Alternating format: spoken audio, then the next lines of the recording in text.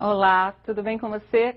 Vamos continuar hoje a falar sobre concordância, mas hoje sobre concordância verbal. Na aula passada, vimos qual é a relação do substantivo com o numeral, com o pronome, com o artigo ou em circunstâncias especiais, né, se relacionando com outros termos dentro de construções específicas. Muito bem. Em relação à concordância verbal, nós vamos começar pela regra geral. Se é concordância verbal, vamos falar da concordância do verbo com o sujeito. Então, vamos à regra geral, observe, fique atento, depois a todos os outros casos especiais também. O verbo concorda com o sujeito em número e pessoa. Então, é claro, se você tem um sujeito simples, singular, o verbo vai estar concordando com esse sujeito no singular. Um sujeito simples no plural, o verbo vai estar concordando com esse sujeito no plural. Você não vai dizer, hoje nós vai à festa. É claro que esporadicamente ouvem-se construções desse tipo, mas você deve cuidar, observar, para que nem na linguagem falada esses equívocos ocorram. Nada de nós vai, hein? Vamos lá.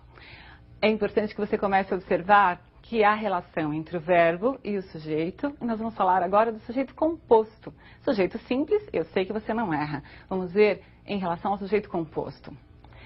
A posição do sujeito composto é importante. Se ele vem antes do verbo, temos um procedimento. Se ele vier depois do verbo, outro procedimento. Então, vamos observar quais são esses procedimentos.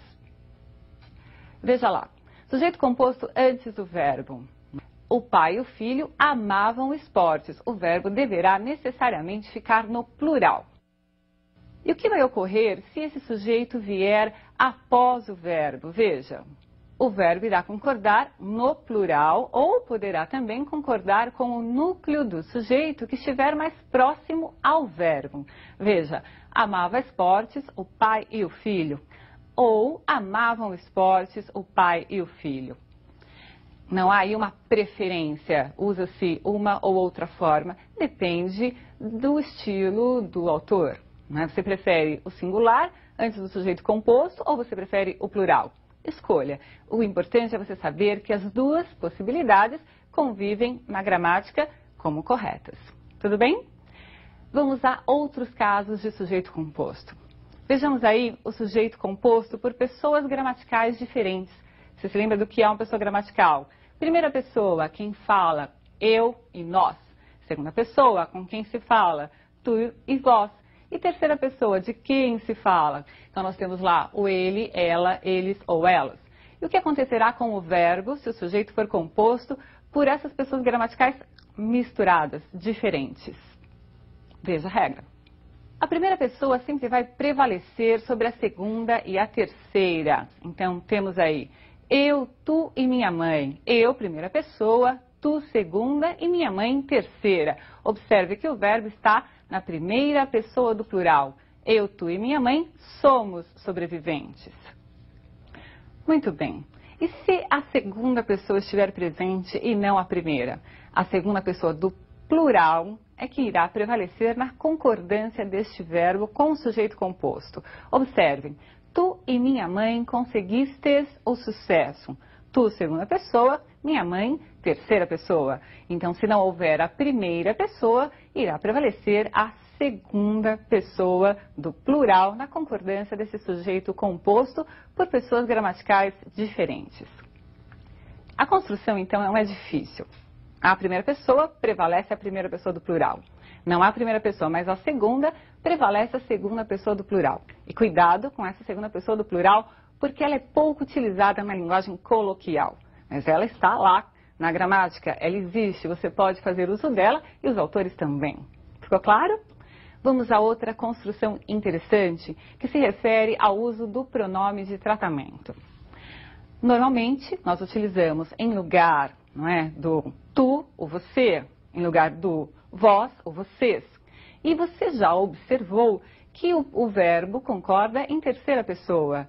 Não é? Eu digo, você vai a algum lugar. A concordância é como se estivesse ali presente um ele. Mas o você não é pronome pessoal do caso reto.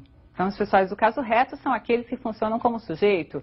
Eu, tu, ele, nós, vós, eles. Muito bem? Você é pronome de tratamento. E para todos os pronomes de tratamento, a concordância será em terceira pessoa, tanto para o verbo como para os pronomes que aparecerem, quaisquer que sejam. Pronomes pronomes possessivos, pronomes demonstrativos, sempre em terceira pessoa. Observe o exemplo. Veja lá então, não se esqueça, verbo sempre em terceira pessoa. Vossa Senhoria procura por algo? O verbo está em terceira pessoa e observe que o pronome de tratamento usado foi Vossa Senhoria, não é? Abaixo nós temos lá uma construção que parece correta, porque afinal de contas, se há o vossa presente, o que nos vem à mente é colocar o verbo concordando com um vós. Vossa Senhoria, procurais por algo, mas essa construção é incorreta. Lembre-se sempre de colocar o verbo em terceira pessoa. Bem, vamos lá. Percebeu? Terceira pessoa para todos os pronomes de tratamento. Falei do você, ao Vossa Senhoria, mas qualquer um deles. Vossa Alteza, Sua Eminência, o que aparecer, coloque o verbo na terceira pessoa. Do singular, se o pronome estiver no singular, ou do plural, se o pronome estiver no plural.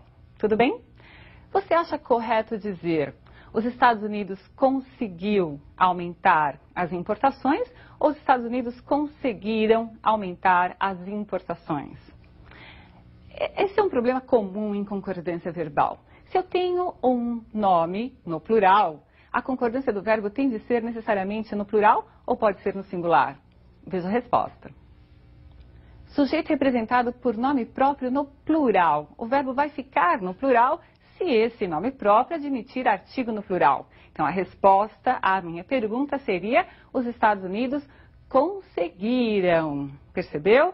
O verbo foi para o plural concordando com esse artigo presente. Caso eu não usasse o artigo, eu poderia sim dizer Estados Unidos conseguiu, não havendo o artigo. Muito bem? Eu digo, Amazonas é um grande rio, não é? E se eu colocar um artigo, o artigo será colocado no singular, o Amazonas. Mas há nomes próprios que estão no plural e que pedem o artigo no plural. E você terá de cuidar, não é, desta regra e observar construções